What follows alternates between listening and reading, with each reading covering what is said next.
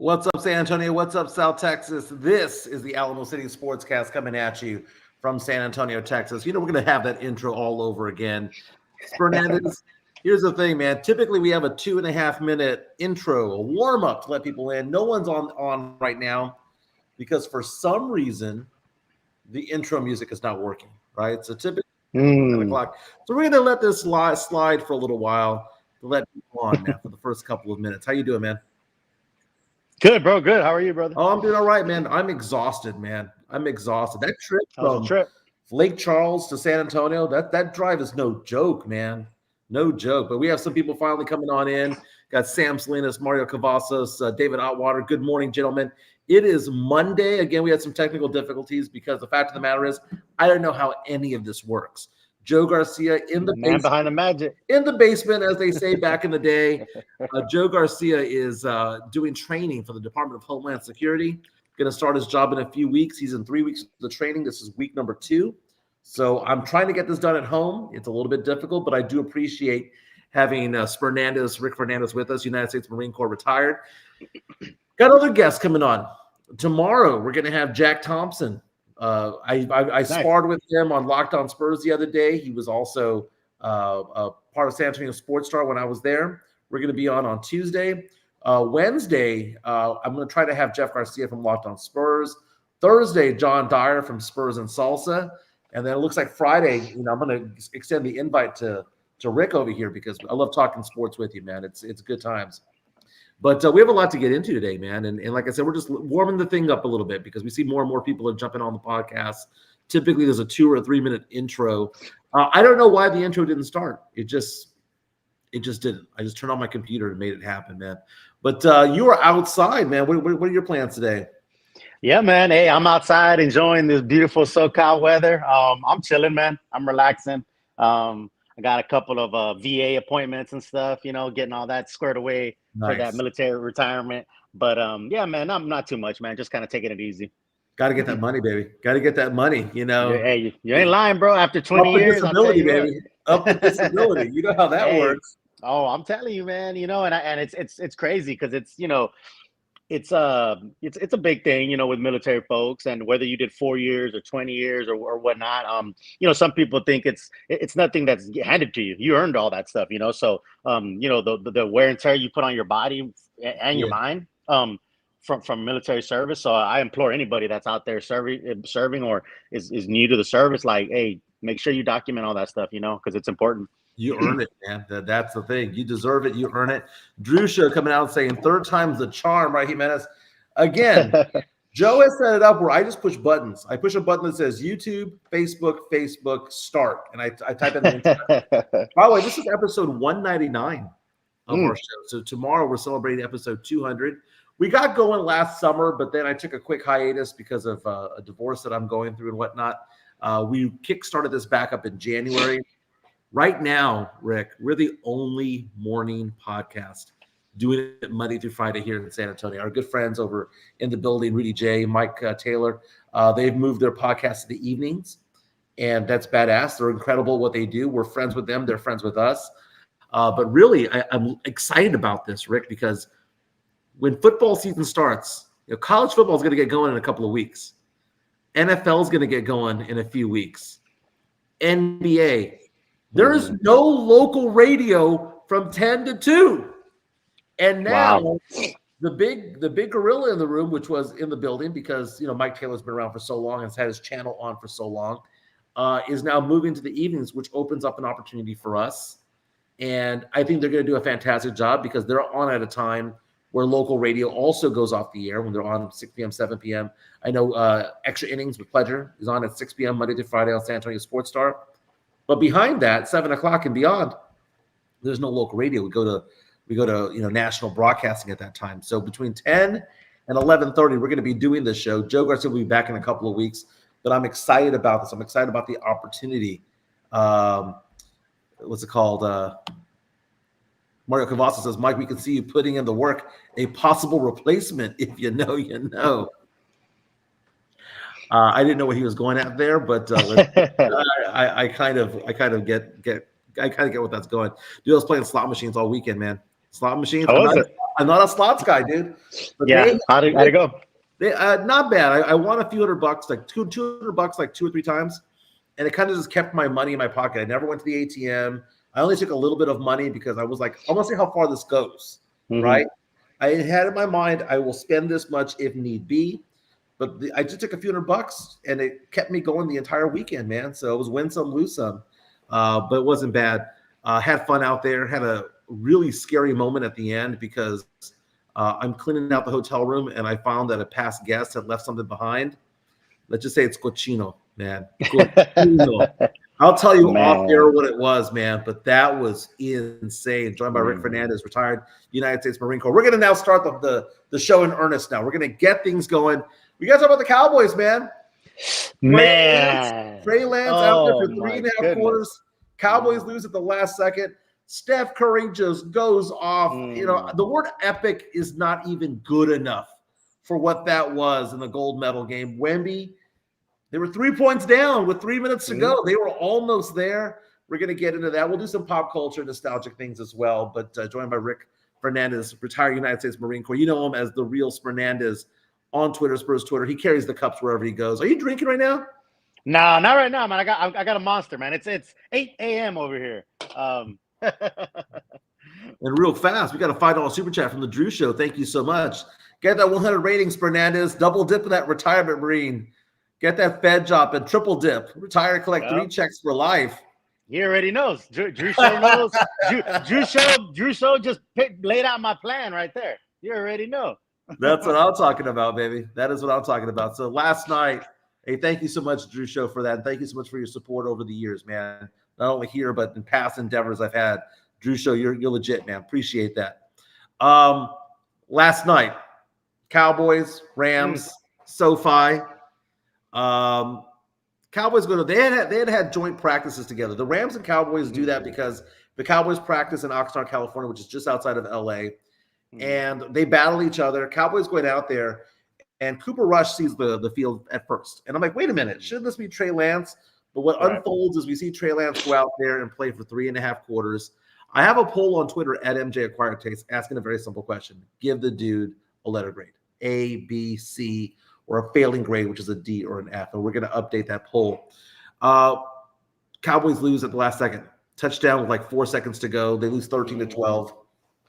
Stetson Bennett, the quarterback, formerly, correct me if I'm wrong, this is the Georgia Bulldog, Stetson Bennett, goes out there and just throws pick after pick after pick. If you're going to take a look at it, there's 4 of them. But the fact of the matter is that the 5th one got called back because of a penalty. It should have been 5. It should have ended the game. So there's some positives and some negatives of what the Cowboys did yesterday. But overall, Trey Lance yesterday, here are his stats. Oh, well, I'm looking for his stats. What I liked about Trey Lance yesterday, here's what I liked. He was 25 for 41, 188 yards, 0 touchdowns, 0 interceptions. Got sacked 3 times, but he moved his legs. Got 3 first downs by extending the play. 6 rushes, 44 yards. Again, no interceptions, no touchdowns. They lose 13-12. If I were to ask you, Fernandez, give Trey Lance a letter grade for what he did in the preseason yesterday, what would you give him? You know, and again, just like Mario Cavazza says, it's preseason. You're talking about preseason. He giving me those Allen Iverson vibes. We're talking about practice. I agree. You know, when he's moving his legs, man, he was pretty dangerous. There's times where I was watching that. I remember there was a play where they went for it on 4th down and they were in the red zone. They were like 2 yards away or a yard, and I was like, man, just Trey, use your legs and get in. And then he threw it, and there was an incompletion, and it was a turnover on downs. I mean, I think, you know, again, a play caller should be calling more runs for him. But he didn't do bad. He really didn't. I mean, it would have been nice to get into the freaking end zone. But I would say, you know, somewhere in the like C+, B- range. Because again, he didn't make, you know, mistakes. He didn't throw interceptions. He kind of managed what he could. You know, the defense with all the picks. And you know, I don't know if it was just that quarterback was just that bad, or because I mean, they weren't like crazy plays on the defense. Some of them were like right to the guy to the defender. Like, no, really, like he was playing catch for the linebackers. it was like when you back in the day, you like somebody picks an all-time quarterback, but I'm boys with you, so like I'm gonna hook my guys up, but it was just, man, and it was a 3-point shootout, right? It was threes and threes and threes, and it looked like that's where it was going to go down. And then, of course, in Cowboys fashion, man, they give up that touchdown at the very end, you know. But all in all, I think Trey Lance, didn't do horrible. He really didn't. You know, they kept talking about how he didn't really play a lot in college. He really hasn't. I know this is like, what is it, third year? Yeah. Yeah, he hasn't played a lot, and all that. I mean, again, this is going to be I think this is going to be a interesting season for him, even if he's, obviously he's going to be a backup. But I'm saying, like, to show, like, hey, are you an NFL player? Can you do this, right? Kind of thing. So again, I think with his legs and his mobility, he can be a little bit dangerous. Hey, why not bring him out on a wildcat or some different kind of schemes to kind of throw people off, especially if Dak is in question of is he going to leave after this year? Why not? Why not do stuff like that? It is what I say. But well, Dak Prescott was out there on the sidelines. He wasn't dressed up. He wasn't going to play. We know that Dak doesn't play preseason. Dak is going out there without a deal. He has yet to be extended.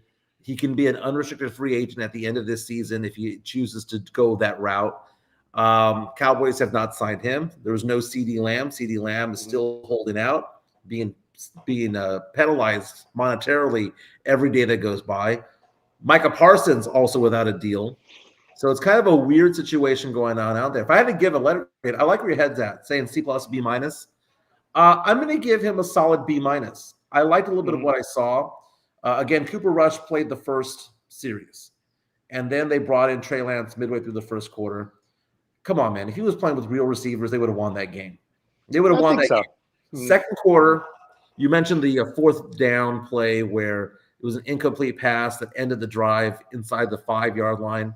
The fact of the matter is that third down play, he threw a perfect pass down to the sidelines, and the receiver did not extend for a first down. Just stick the ball out or dive towards the sticks. He missed it by half a yard, and because of that, it forced a fourth down. In the third quarter, there was a drive where they moved down the field, settled for a field goal, but it was a drop pass, just straight into the arms of the player. It was like a fullback. They just dropped it. Now, what I didn't like about Trey Lance yesterday was he kept on looking at Luke Schoonmaker the entire time. Like the first couple of drives, he found one receiver and was just fixated. With that tight end, just fixated with him. And it wasn't probably until the second quarter, somewhere midway through the second quarter, that he appeared to have his head on straight. There was a great stat that was presented during the game, which was there were 6 quarterbacks drafted in the first round this year. 6.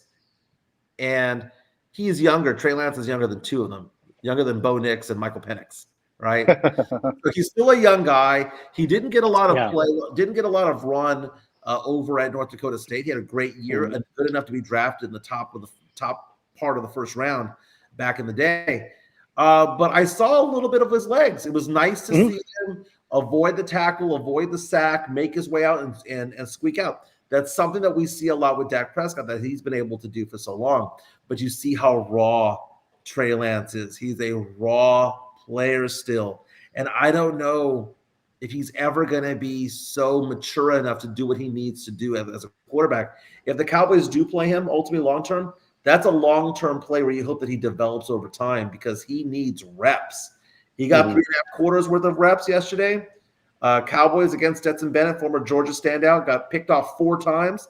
But as you mentioned, they were not necessarily because of great coverage. It was bad throws the entire time. Cowboys lose 13-12. No Zeke Elliott, no CeeDee Lamb, no Dak Prescott. This was a game for degenerate gamblers.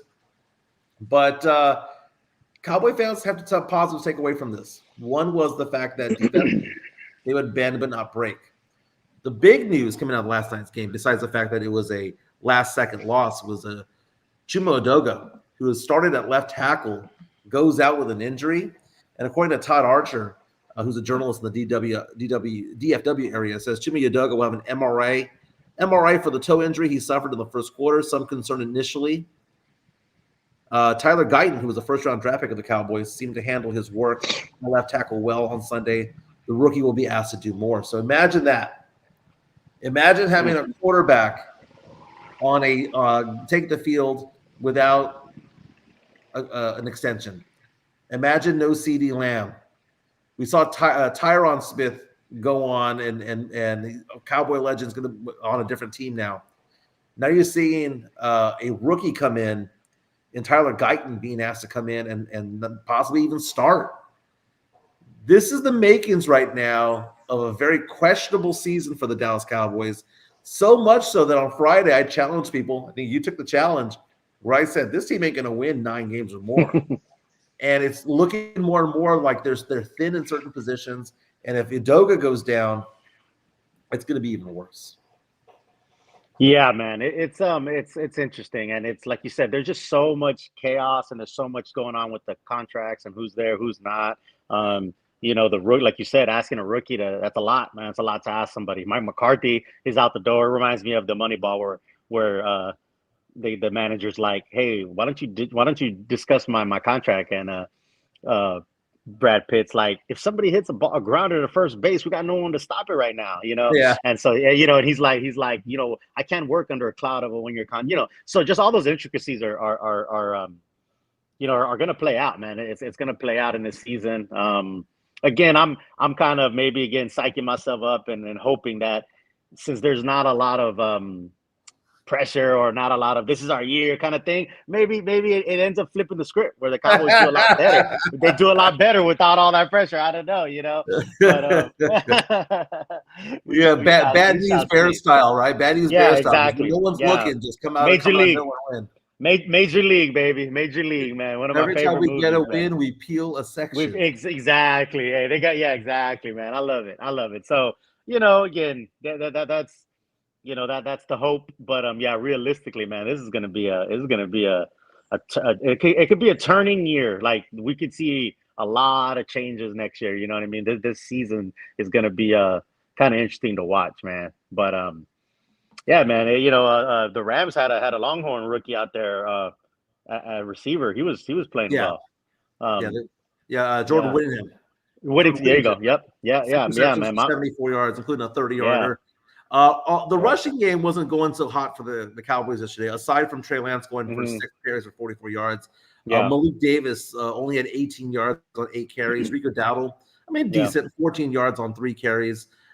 We are seeing a bunch of players who are not going to make the team on the field. So you can't take a lot out of it. True. The only one that really need to do is Trey Lance, though, because Trey Lance, we don't know what Cowboy fans have with him. Okay. Yeah. Most Cowboy fans right now are in the situation. I hate to say most because I think right now, if I took a poll, I think more than half of Cowboy fans don't want to pay Dak $60 million. But at the same time, the alternative is being a 3, 4, 5 win team because that's who you are when you have Trey Lance. And the Cowboys are relevant 10, 11, 12 win team when they have all their guys in front of them. But we know Dak isn't the guy. We know. But can Cowboy fans stomach? It reminds me of, we are Spurs fans, right? And we talk about the fact that the Spurs should have just like bottomed out once Kawhi left. But instead, we are prideful and said, no, we can keep winning. We just got to retool around Aldridge. We got to retool around DeMar. Got to retool. We've got DeJounte. We got, Cowboy Spurs fans did that. Cowboy fans need to understand it's a race to the top or a race to the bottom. The worst place to be is in the middle. And it's hard to say that the Cowboys are in the middle because they keep winning 12 games. Middle teams don't win 12 games. It's just that the schedule that they play, the division that they're in is kind of weak. And I think that 12-win total is inflated. If they played in the AFC South, if they played in the AFC East, that's a 10-win team. It's a 9-win team. They have the benefit of playing the Giants twice or an inept team. They have the benefit of playing the Commanders, who absolutely suck for the past decade. So it makes it a little bit easier for the Cowboys to maneuver through. But I'm looking around the landscape of the NFC.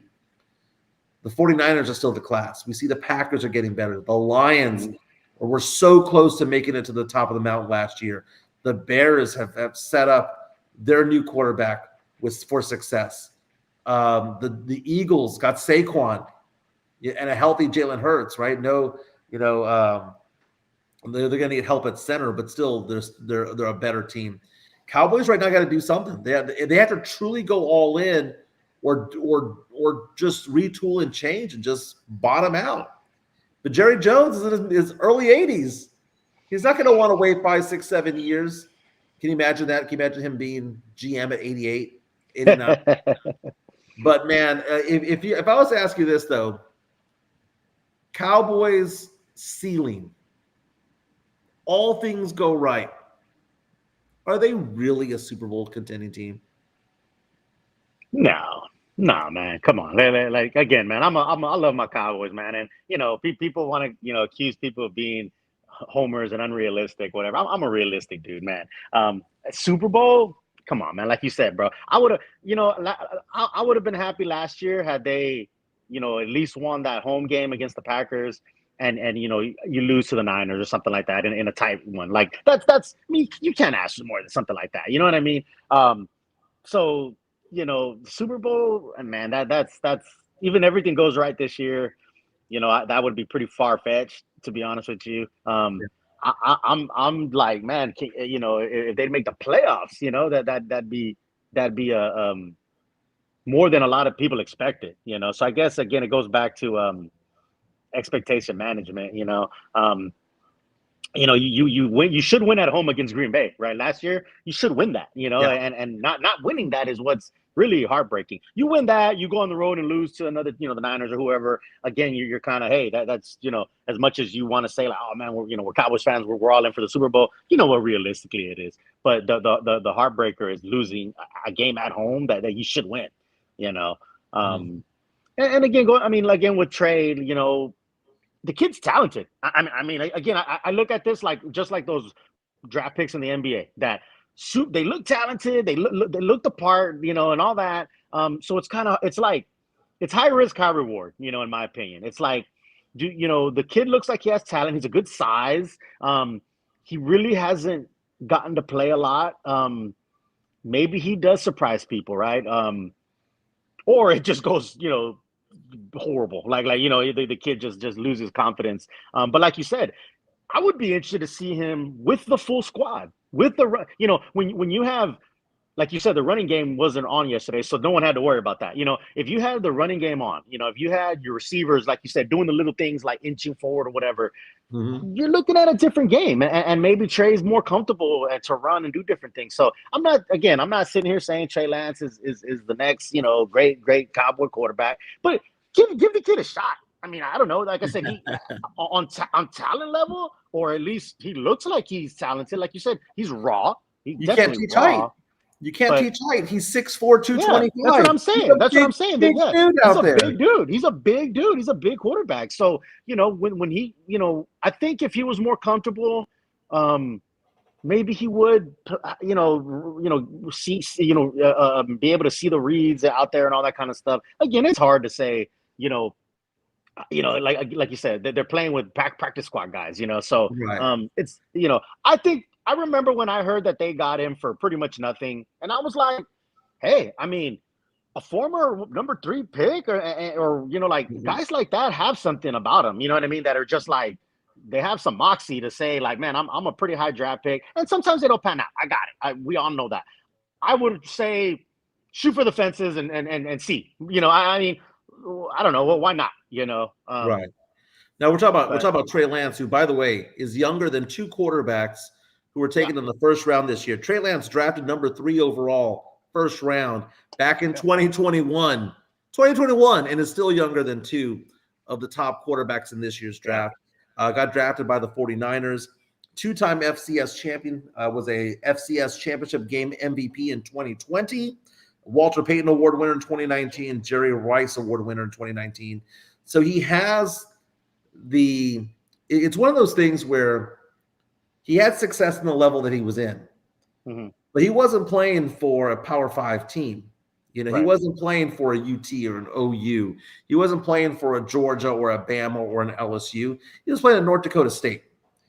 And I know that there are some quarterbacks that go and play that route who have done very well in the NFL.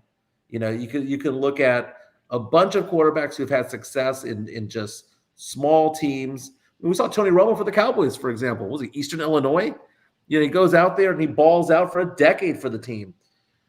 But Trey Lance, you can't teach size. He's 6'4", 225. Some of the best plays he had yesterday were incomplete passes. He threw the ball away. He didn't try to force certain plays. And if it was incomplete, he was going for it. He was making it so that only the receiver could catch it. Now, Sam Salinas is calling me out saying, hey, Mike, hold on. You just said the Cowboys are going to win just 3 or 4 games, but Lance would have won with starters. Yes, he would have won with starters, but the other team would have been playing their starters too on defense. So that would have made it differently. But that play in the second quarter, I was like, why didn't he jump for the sticks? What was that all about? He had no pressure on him. He just went out of bounds. And that's a player right there who's going to get the red card in his locker today because he didn't extend for the sticks. Yeah, those are the differences between, and again, no disrespect to guys that are out there practice squad. It's just like the summer league and all that. These dudes are great, talented players, but it just shows how difficult and the different levels there is to sports. And yeah, those are the kind of things that a guy on a practice squad ain't doing that a guy that is making the team is doing. Those the little things, like you said, just the wherewithal to know where am I on the field, can I stretch out, get a first down, all that kind of stuff. Like you said, that's the difference. Mexican Junior coming out saying Trey Lance looked terrible at quarterback yesterday, but he's the best running back on the team right now.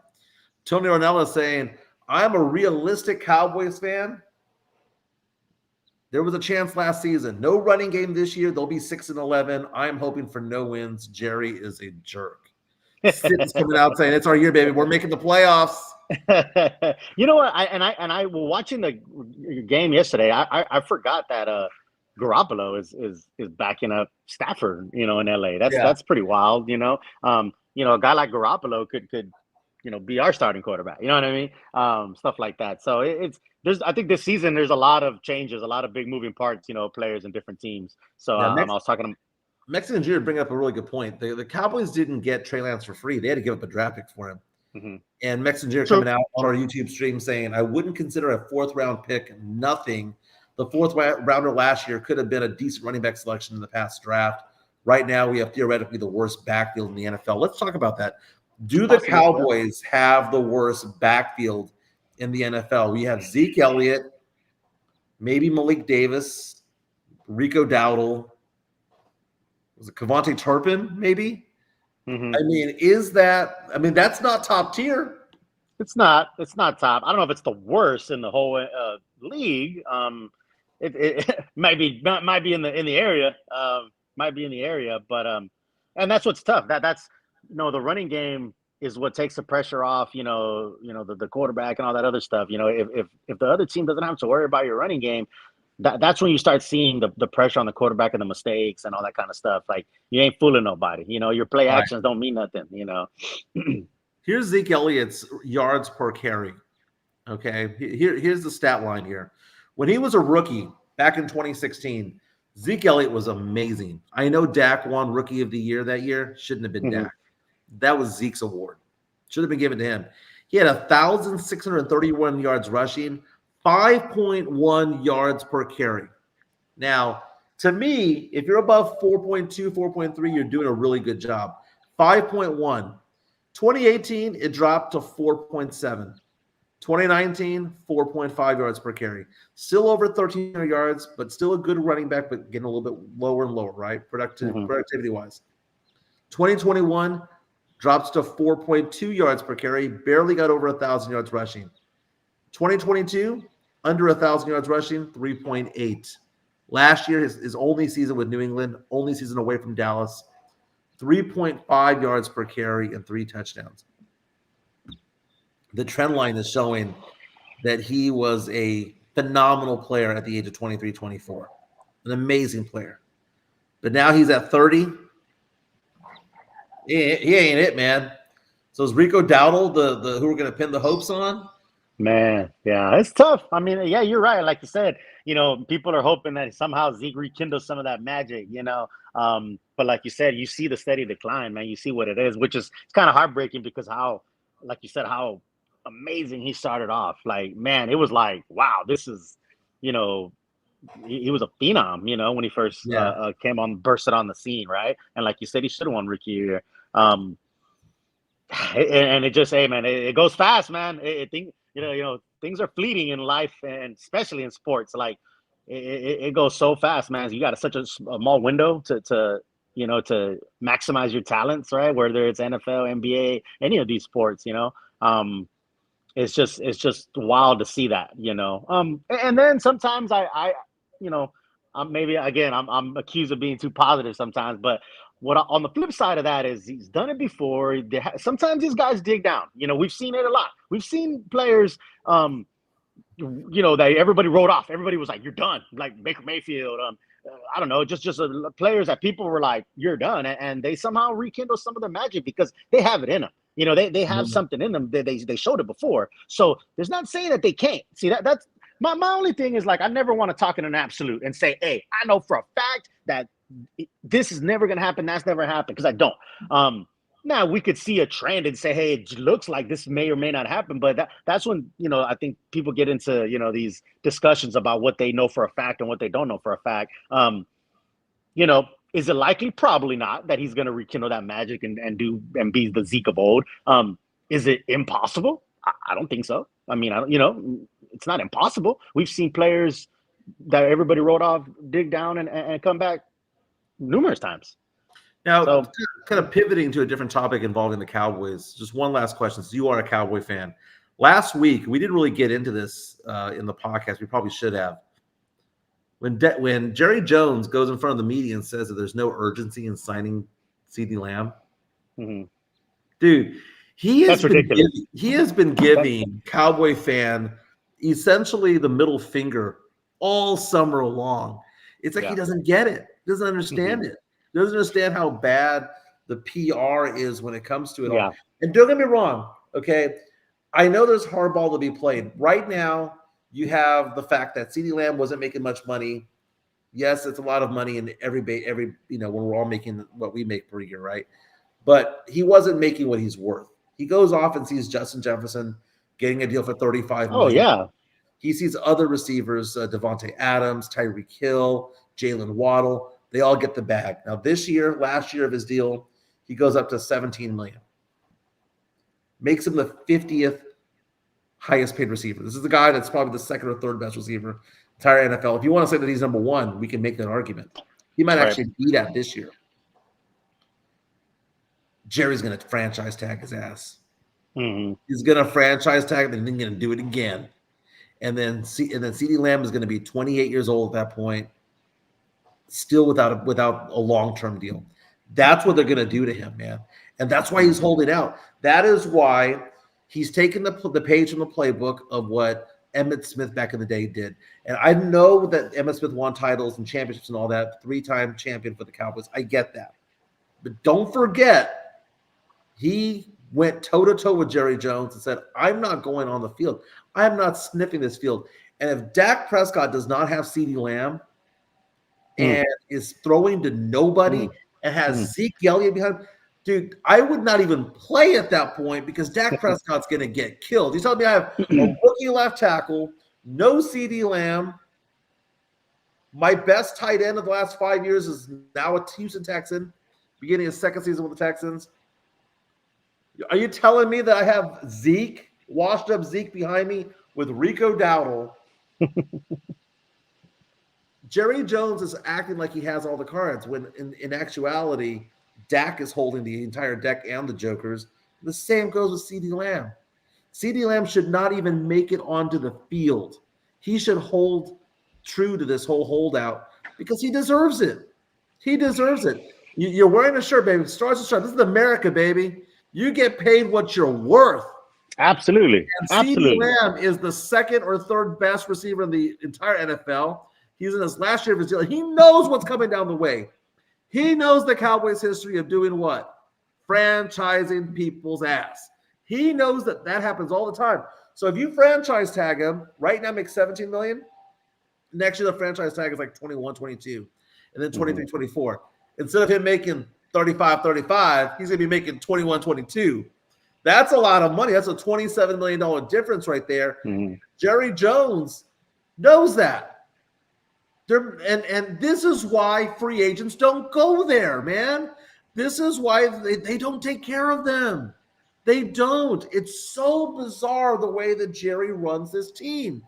Jerry had a trade in the 80s for Herschel Walker, and without that Herschel Walker trade and all the drafts, and if without Jimmy Johnson saying, you know what, we'll get the compensatory picks instead of getting the players instead, the Cowboys would not have rings from the 90s. All those VHS tapes wouldn't exist. It's so it's so funny, man. It's so funny. But let's go ahead and switch gears, man, because we had a lot of things happen over the weekend. Team USA beat Team France, not only in the men's, but also in the women's. The women's game was incredible. It wasn't supposed to be. It wasn't supposed to be. Red, white, and blue defeated the blue, white, and red both times. Let's talk about the men's side, okay? I'm in at the Golden Nugget, Lake Charles. Got to place a bet in. I bet France to win. You got to take those odds. I've been saying that forever. Yeah. My backup bet also lost because I had France plus 10. I was moving the line. The spread was really 16, but I moved it to plus 10 to try to get plus 240 on it. Right? Is what it is. But it's just money. That's what you do at casinos. You gamble, right? You gamble what you can lose. Watching that game, though, I tell you what, it was an all-star team of players in the NBA going up against Wemby.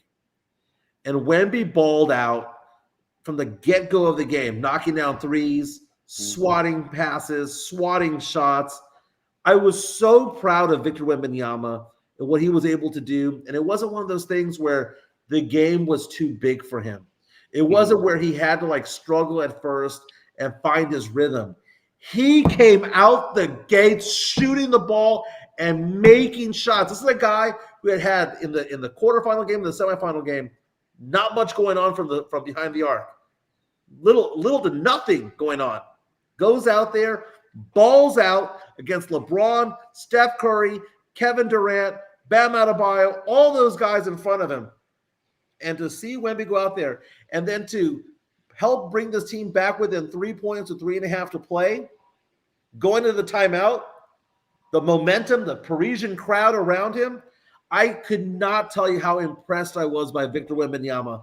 Yeah, they lost. Yeah, Steph Curry went off and had an incredible performance. I don't even like using the word epic for it because it's legendary what Steph Curry did, knocking down 3 after 3 after 3, putting Team France to bed. But Wemby, getting the silver. Yeah. As a Spurs fan, it was almost like a perfect world for you, right? Team USA won, but Wemby did really well. And that's what we said on Friday. If y'all go back and look at our show from Friday, we said exactly that. We said it's a win-win situation, and we said that Wemby was due for offensive, being an offensive juggernaut because he really had it. Facts are facts, and he wasn't playing well offensively, but obviously he was doing everything he normally does on defense. But offensively, he hadn't had a big game on the Olympic stage, to be honest. But when you said he's due, and when he hit that first three, I was like, yo, I turned on one of my sons and I said, hey, he's due, right? It was amazing. It really was, man. Like seeing Wemby, man, Embiid couldn't do anything with Wemby, man. Wemby was making Embiid look silly, like honestly. And Wemby, again, like you said, the moment wasn't too big for him. He was doing what he does. It was amazing seeing him. Again, it just solidifies what we as Spurs fans say. Like he's on par already with all those stars. You know what I mean? And he's a 20-year-old first-year player, right? And he loves this stuff, right? He loves it. No shame in the silver. I mean, again, they weren't supposed to beat Canada.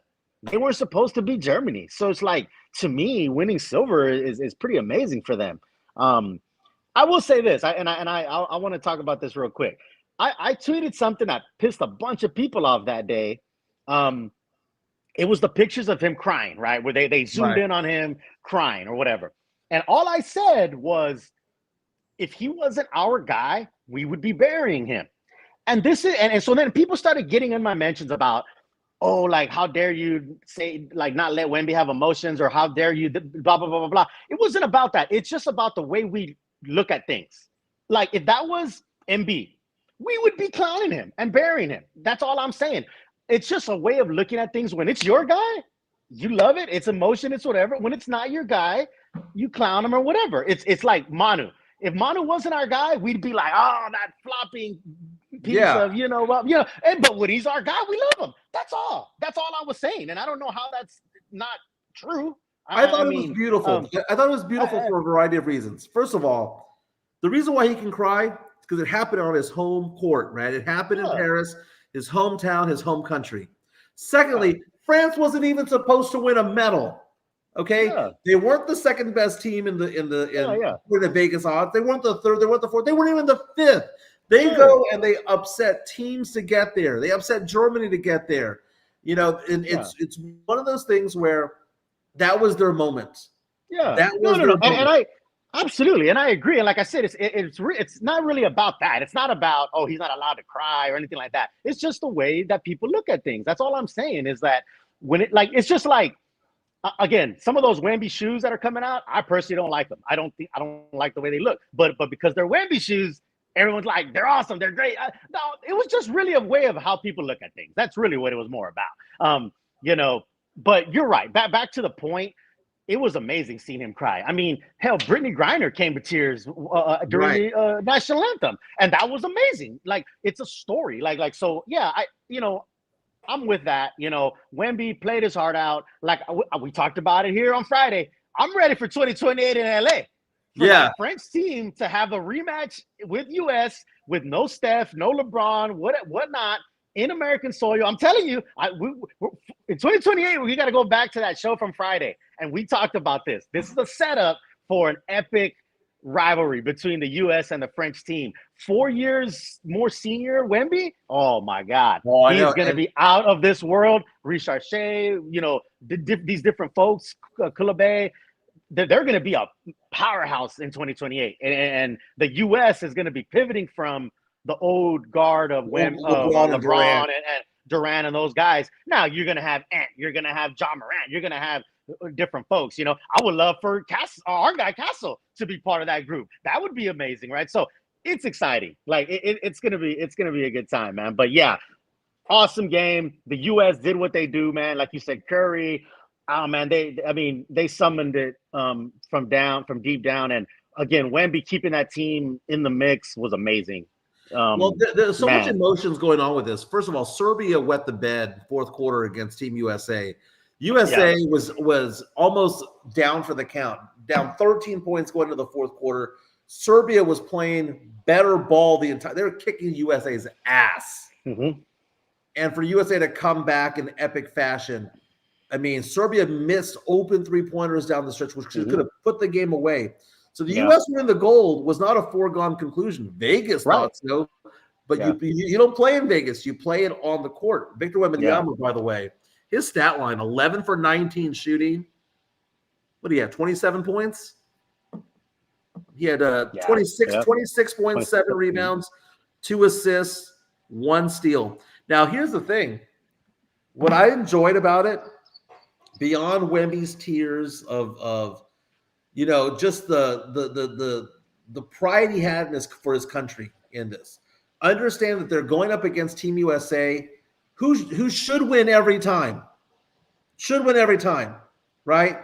If I was to see a U.S. player cry, I'd be like, okay, whatever. But it's different when you're the underdog, big time underdog. There were 16.5-point underdogs in this game. In a 40-minute game, that's a big, big thing. So that being said, Wemby balling out was great. When we saw Nicholas Batum, who's been in the NBA for a long, long time, he's his second silver medal. When you see him walk off the court, literal blood gushing from his eye, and he had a cut on his face. There is no better basketball than FIBA basketball. Oh, yeah. They play real man's basketball. It's kind of like a hybrid of NBA and street ball. It's not it's not the dirtiness of the bad boy Pistons. It's not that. It's not Charles Oakley. It's not Anthony Mason. It's not Bill Laimbeer. It's just big boy basketball is what it is. And we had somebody asking the question, Mario Cavazos, is France the favorite in 2028? if I could put a 4-year bet in on this one, 9-1 odds, 10-1 odds. I mean, there's something cooking in France, dude. There really is something cooking in France. It could be. I agree. I think, like I said, the stalwarts are going to be gone from US, and the talent gap is closing. A lot of the high draft picks are early draft picks are French. Like I said, you got Recherche, you got 4 more years of Wemby. You're gonna have all. It's gonna be great, man. I think. Like I said, I think a rematch in the States, is going to be epic, and it's going to be a story that's being told. But yeah, I'll tell you, the ladies were getting physical. Yeah, they were letting the ladies play, and that was awesome. Real fast before we get to the ladies, I do want to get into that. My favorite part over the weekend on Twitter were people on Spurs fans, Spurs Twitter, scouting French players going, is this guy, who has the draft rights for this guy? Yeah. Hey, the dancing bear, man. The dancing bear, right? What's his name? You know what I'm talking about. The guy that dunked on LeBron. Yeah.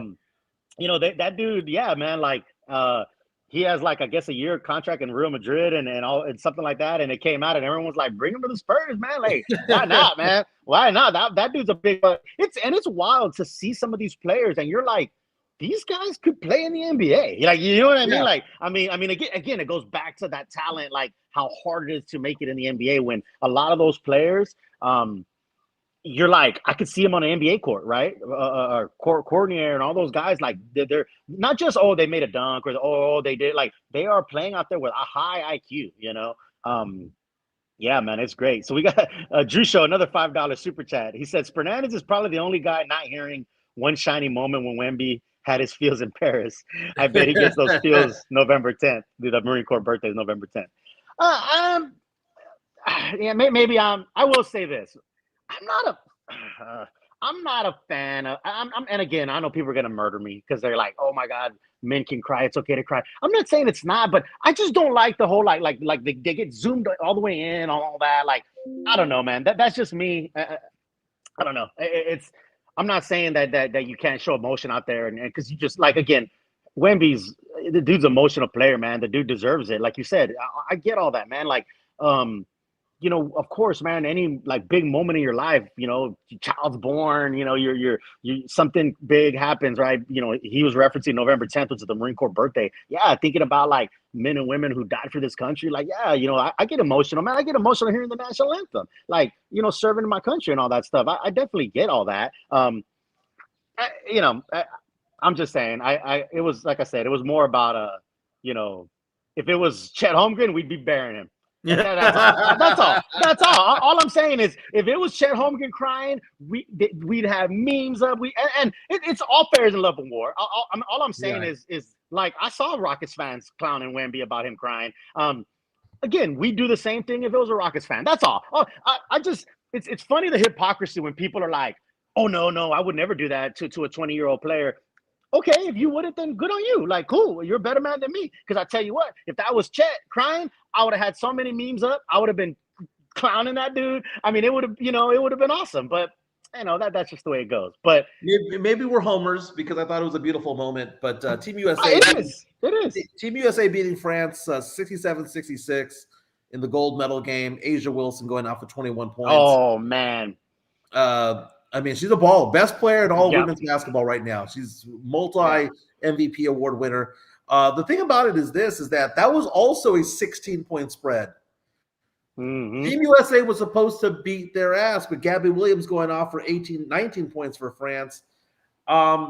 This is a wake-up call for Team USA basketball on the men's and women's side. Now, here's the thing. I say this all the time, and I got to preface this. FIBA ball and NBA ball are two different things. If you brought this French men's team, even with Wemby, you put them on an NBA court with NBA rules, the U.S.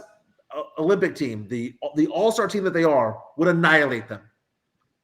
On a WNBA court, Asia Wilson, Kelsey Plum, who had some big buckets, would annihilate Team France.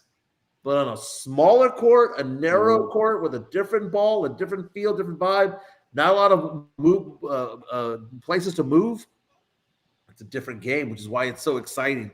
It's a different game. But, man, joined by Rick Fernandez from the United States Marine Corps, retired. My man, we got to give some love to MCS General Contracting, baby. There are guys when it comes to concrete placement. Chris Leha and the fellas, they come out here. They did my sidewalk.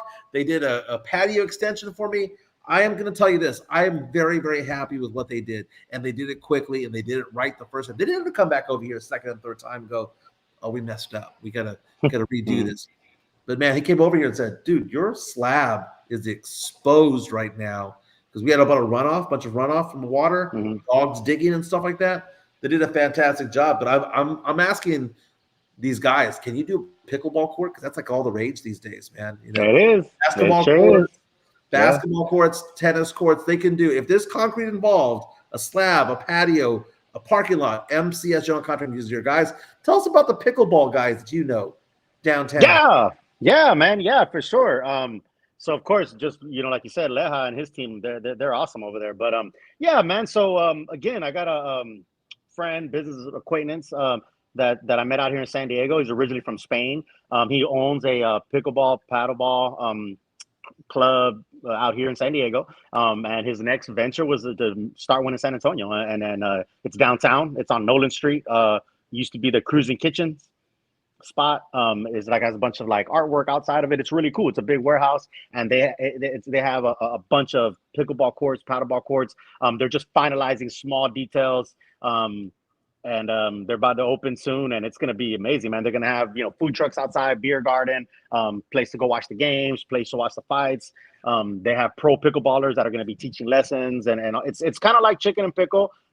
But I think, the location being downtown is going to be, key for a lot of different people. But it's awesome, man. It's called the King of Paddle. The King of Paddle, man. They're going to open up soon.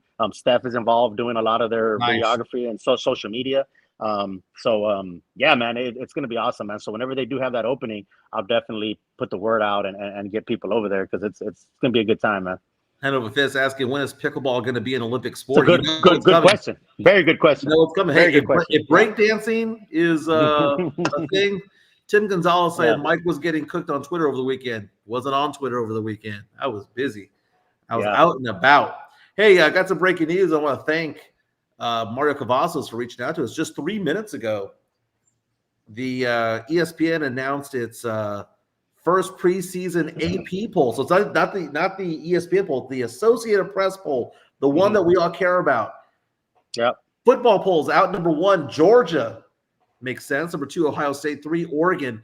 Your Texas Longhorns. Number 4, Bama at 5 with no Nick Saban. Ole Miss at 6. Yep. Notre Dame at 7.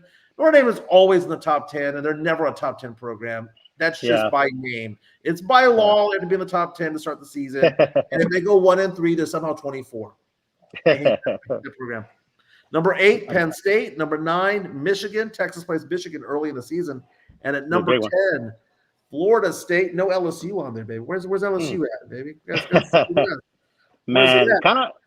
Hey, like you said it earlier, this is my favorite time of the year, man, when everything starts coming together, right? The fall, right? Like baseball's about to end, and you got the World Series going. You're gonna have college starting, NFL starting, right? NBA in October. Like this is the greatest time to be a sports fan because everything just kind of merges together, right? Like so yeah, man, it's a great time to be a fan. But hey, I mean, can't argue with those rankings. I'm looking for a big year from Texas this year, man. It's they like that Michigan game is going to be huge. Like you said, very early. It could sway a lot of things. Yeah, they win. And that's they the thing win about college. Yeah, they go over there and they win right away. They're back. They're number 1. They vault up to number 1. If you go on the road and do that, so AP again, I made this announcement 6 minutes ago. Texas at number 4. I have the rest of the list here. Missouri's 11. Utah is 12. LSU 13. Clemson 14. Tennessee 15. OU at 16, Oklahoma State at 17, K-State 18, Miami 19, your Texas A&M Aggies at 20. By the way, tickets for that game against the Longhorns and Aggies, cheapest seats, $800 right now on StubHub. 21, Arizona. 22, hey, that's the return. 23, USC. 24, NC State. And 25, Iowa. Look at this. Guess who got 6 votes? Guess who got 6 votes? Who's that? Your UTSA UTSA? Roadrunners. Yeah. UTSA Roadrunners. So let's see. They got Louisville, Virginia Tech, Boise State, SMU, Iowa State, Liberty, Washington, West Virginia, Memphis, Nebraska, Wisconsin, UTSA. So UTSA ranked 37, baby. The problem with UTSA, the problem is they played Kennesaw State first game. I believe it's the last weekend of August. Kennesaw State considered to be the second worst program in all of college football. So already a blow to the strength of schedule right there, man. But they got a wimpy team to start off the season. Joined by Rick Fernandez, United States Marine Corps. Dude, I appreciate it, brother. You're a big part of the Alamo City Podcast Network. Today, we picked up subscriber 1,040. Just like the IRS, it's all about the 1040s, baby. We're at 1,040. And again, we are the only podcast going Monday through Friday talking sports now that In the Building is moving to the evenings. Yeah, man. I appreciate you, man. I appreciate you guys having me on. Steph and I, man, we're so grateful for you guys, getting on a platform to talk and do this thing and interact with the listeners and stuff like that. It's awesome, man. And you and Joe, you guys do amazing stuff. And then again, having all the listeners, man, it's great. Midtown Texas says wins the party. I know you and Joe are cooking something. We need to do that. You and Joe are cooking something, and you want to do it right. So that's the thing. Like, having those 1,000 was great, and just keep going forward. But doing a party the right way with everybody, it's hard. It's hard to get a lot of people together and all that. But organizing it is definitely key. But and Sith is also part of our team over here. This is the People's Podcast Network. Sith says your boy is on his way to Monday Night Raw in Austin. He's been doing those Twitter streams with Brandon Big Papi Medina. Yeah, man. Yeah, they love that. And they do good. Yeah, they love that stuff. They're passionate about it. They're knowledgeable too. They know what they're talking about. Yeah, man. It's a good thing, man. You branch off, man. Because everybody has, some people like wrestling, some people like boxing, some people like football, basketball, some people like all of it. Some people like the pop culture stuff, right? So that's what's cool about this network is it's really something for everybody. I don't think there's like no stone unturned where somebody can say somewhere within our network of folks, whether it's through those two or other folks, something that you're interested in is being talked about. This is special. What we're doing now is special because it's the People's Podcast. We are generated by the content comes from from us, but it also comes from the people who are on our stream. D'Lo right now is saying that he thought it was Tony Stark. He got a little bit startled with his sunglasses. Don't forget also Jeff Garcia from Locked On Spurs is a big part of what we do here. Locked On Spurs with now 5,000 subscribers. He has an article on kens5.com. You can also link to it at Jeff G Spurs Zone on Twitter and on Threads. Also subscribe on Spotify and on YouTube to Locked On Spurs. Spurs fans apparently dogpiling a Fox Sports analyst for a proposed Spurs, Lakers, Warriors trade. I don't know if you saw this. I saw that, yeah. I saw this over the weekend. And apparently Nick Wright is trying to be GM of the Spurs here. Nick Wright, who apparently is the heir apparent for Skip Bayless. Yeah, and a lot of people hate Nick Wright. A lot of people hate Nick Wright. Can I tell you something without pissing you off or pissing off the listeners of our stream right now? I like Nick Wright a lot. I think he's smart, okay? Doesn't mean that everything he says is correct. I just think he's smart. Here's the trade proposal that he says that the Spurs could somehow end up with old men, old legends, Steph Curry and LeBron James. A 41-year-old LeBron James, and I believe Steph is 35. Sending to the Lakers, Keldon Johnson, Harrison Barnes, the Spurs' 27 first-round draft pick, Minnesota's 2031 first-round draft pick, which we got for the number 8 pick this year. Then sending the Warriors, Devin Vassell, Zach Collins, Sidi Sissoko, Atlanta's first-round draft pick in 2027, and Dallas's first-round draft pick in 2030. So the Spurs, for the most part, would keep their picks and would keep Atlanta's 2025. But saying that the Spurs should have, assemble the Avengers, if you will, because they would have a lineup there of Chris Paul, LeBron James, Steph Curry, Victor Wembanyama, and Jeremy Sohan. Okay, first of all, I'd be down for that. I'd be down for that. It would be an Avengers team. I mean, watching Sohan play with Steph Curry, LeBron James, Victor Wembanyama, and CP3, dude, Jeremy Sohan would be a kid in a candy shop, being able to do all the little things. A 2-year run at that, giving up all that draft capital, giving up Keldon, Vassell, Zach Collins, and all those guys. I know it's fantasy land, but if that ever happened, I'd be for it. I'd be for it. You know, I mean, hey, look, as long as we still have Bouye, we're good. As long as you don't include Bouye in that trade, bro, we're good. No, you know, okay, I would be down, and I would be down. I think people are like, no way, you know. I think that's silly because literally that team wins a championship next year. I know. Let's be honest. They probably win like 2 and before, and then, you know, LeBron's old or whatever. But this is why I don't like it. Nick Wright is, like you said, he's a smart dude. He's a professional. You're on TV.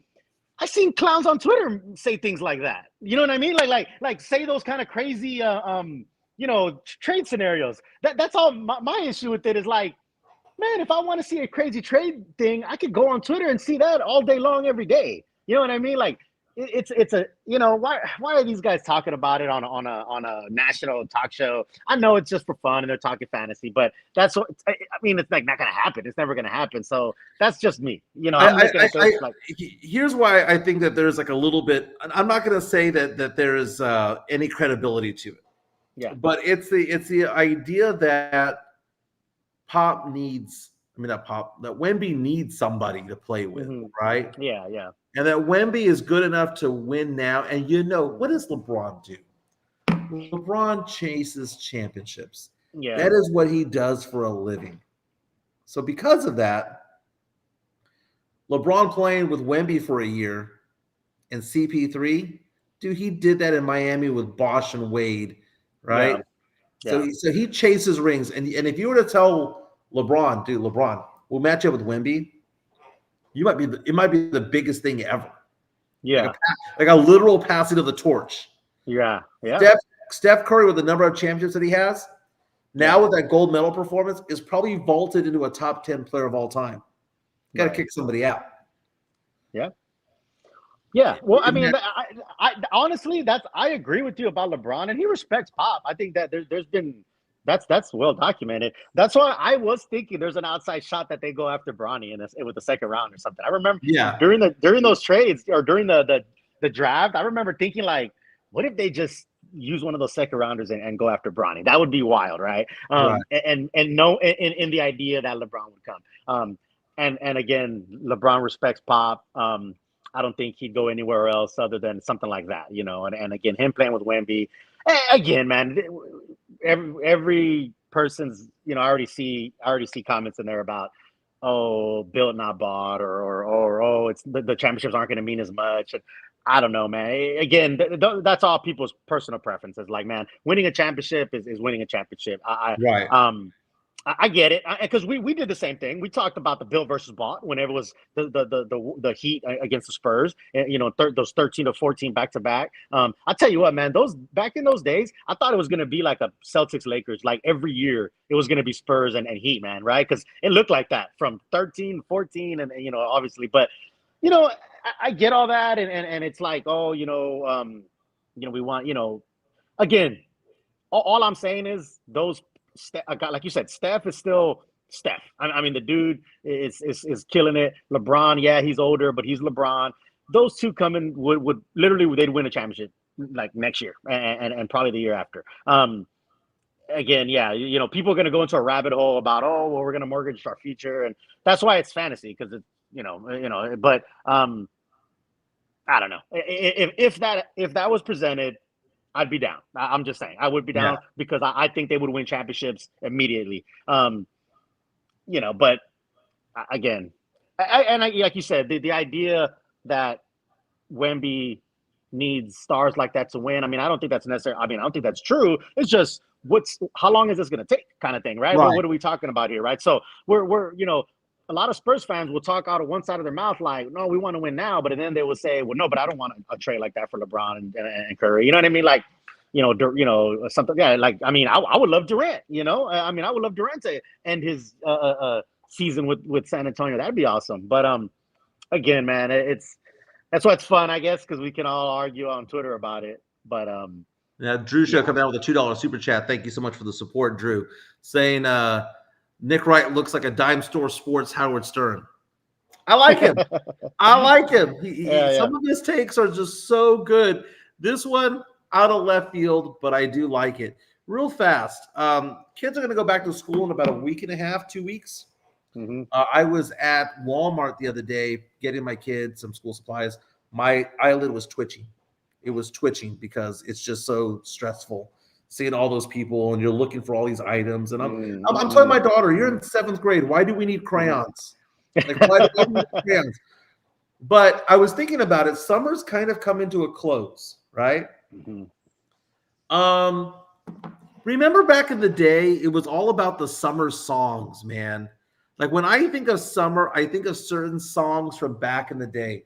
I remember, and I don't know if you have a song that comes to mind that reminds you of summer, but there's 2 songs that remind me of my youth. 1999, and we're going to South Padre Island with my friends. Road trip. We stayed at Padre South Resort, and I remember it was all about Lenny Kravitz. It was like, Fly. It was about songs like that. I hear certain songs, Fly Away by Lenny Kravitz. I think of like Land Steal My Sunshine.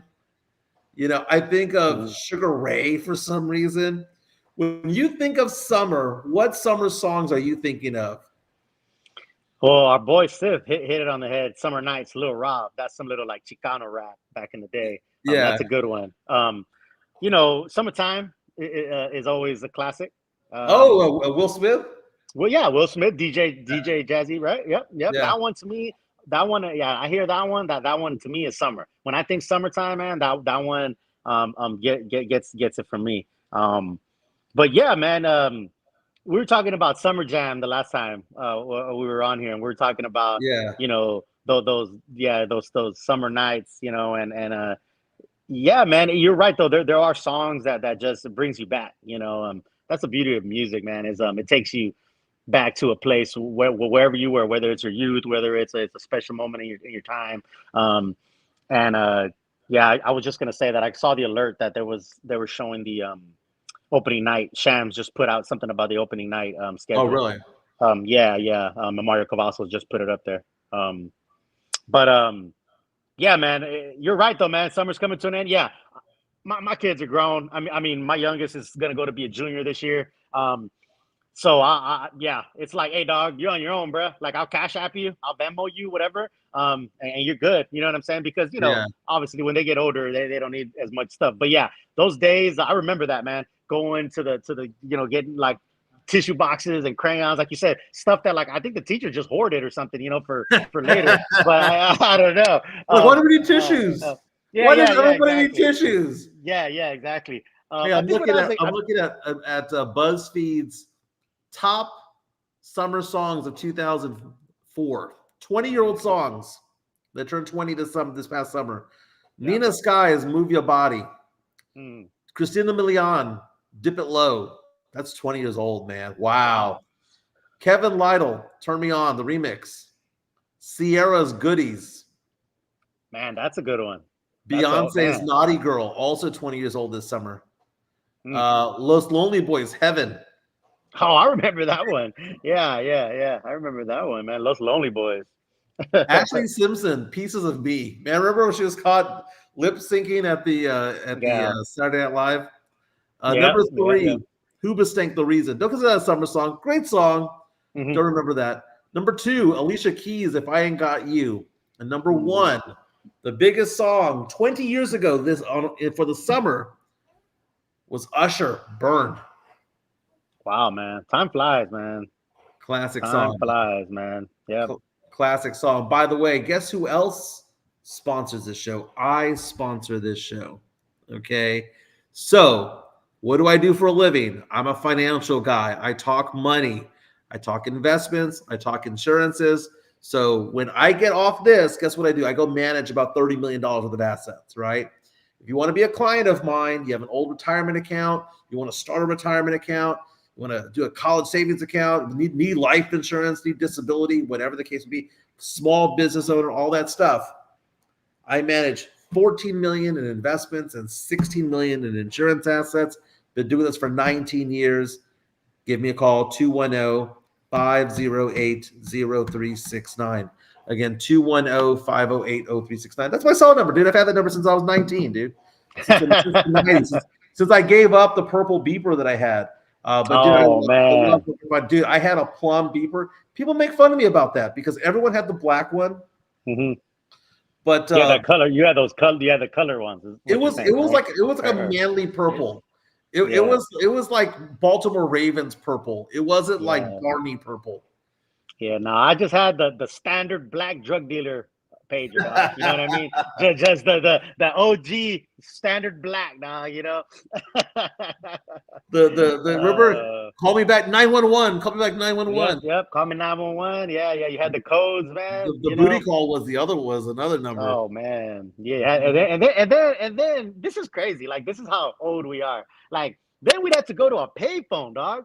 Yeah, right? And make that call or whatever. Like, that's insane, man. Like, you know, my sons see a payphone, man, and they're like, what is that? You know what I mean? Like, that is like, you might as well be showing ancient ruins, you know what I'm saying, of you know, in Rome or Athens or something. Like, it is wild to think that, you know, how we have information and technology right at our fingertips nowadays. And, you know, I'm sounding old, man, but it's like back then it was like, oh, I got a phone call from my pager. I got to put a quarter into the payphone and make this phone call, you know. But, you know, gas was like $1, you know what I mean, and all that. So things were you know, there was some upsides, you know. Gas was way cheaper, right? You know, I remember I used to like cruise around military. Now I'm thinking about it, like, man, I would just be wasting gas. Like, if I drove up and down, you know what I'm saying? Like if cruise, I don't know if cruising military is still a thing. But if I was cruising around right now, I'd be thinking to myself, like, I'm just literally wasting gas. You know what I'm saying? Back then, it didn't cross my mind. Dude, that's so funny, man, because I used to you know, go cruising. You know, you mentioned going cruising. I used to do that all the time, man. I had so much fun doing that. I had so much fun. By the way, I was testing something right now. Did I go off screen, or was I always on the screen? Just right now. No, you're on. Okay, good. I'm testing a system here. So yeah, you mentioned dollar gas and just cruising the town. That was back in the day when Taco Cabana was good. Mm-hmm. And remember going to Taco Cabana when that was actually pretty good food? Oh yeah. Go to high school football game. Go do that. Then you're in college time. You know, you go to all the different bars and clubs, whether it be the Atrium or Park Place or, you know, Planeta. If you wanted the hot Mexican national chicks, dude, you go over there, right? But we're going to be wrapping up the show, not necessarily just yet, but we're going to let go of Rick right now because we're going to be doing a segment here when it comes to high school football. School football, big deal. We have somebody that is going to be one of our correspondents talking about high school football. And I'm going on. He goes by B. Damone, and he has a page called Along the Wire on Twitter. What I'm going to do is we're going to show what he has in store for us. And Hi, I'm Nicole Hawk. Give me one. Sandy Hook Promise. I know this is hard to hear, but it's. So we're gonna share this with you guys and kind of give you an idea of what kind of what we're bringing to this, because high school football, dude, you know this, it's huge in Texas. It's huge in San Antonio. Doesn't matter if it's 6A, 5A, 4A, 3A. We all love high school football, and there's something about that. There's something about the crisp air, the having the dude. I go to Smithson Valley games every once in a while because I have friends that are out there. Dude, the barbecue that they have going on there. You go to Harlandale, the barbecue, the tailgating they have over there. You go to these other stadiums like the Chili Bowl.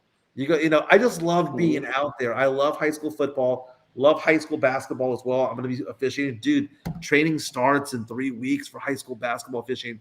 Anybody want to be official like me, with me? Dude, take $150 a night just exercising. We get yelled at. We're getting paid to exercise, right? So anyway, we're going to show one of our new correspondents who's going to be joining us over the fall because we're expanding, okay? We do sports, we do pop culture, we do nostalgia. We got Fernandez, we got pickleball. We've got Sith and Brandon doing wrestling. We also have what's going on is a matter of fantasy football, which is going to get going, the fantasy gods. Dude, the things are looking up. Now over 1,000 subscribers. We got to go get those sponsors. Love it all, dude. Love it all, man. Love it all. Midtown saying Club Tsunami. God, man, I'll never be on. Drew Show saying SA is so ghetto. Now they're shooting each other people on commerce and military. Yeah, it's it, baby. Sam Slade said, Mike, you got to come out to the Central Catholic tailgate sometime this year. Okay. Damn straight. I'll make it happen. Fernandez, dude, thank you for being on. Of course, man. What, man. I know it was last minute, but you helped me out because doing the shows by myself, no Joe, for the next couple of weeks, it's rough, man. It's rough. Yeah. It makes it a lot better of a conversation, more free flowing. You mean so much to us, dude. Thank you so much. Let me know when you're back in town so we can hang out. For sure. We're gonna be talking some high school football right now. So if you want to stick around, the show's gonna continue with some high school football talk. For sure, bro. Appreciate it, my man. Appreciate you, brother. Take care. Thanks all the listeners. Let's see if I can figure out this technology. Let's see if I can figure it out. There it is.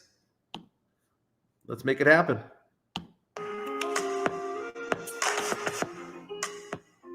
So it's school time again, kicking off the football season for this class of 2025. I got my brain food, my orange, got water, got my pencil, got my pen, got everything needed getting back to school, right? Also,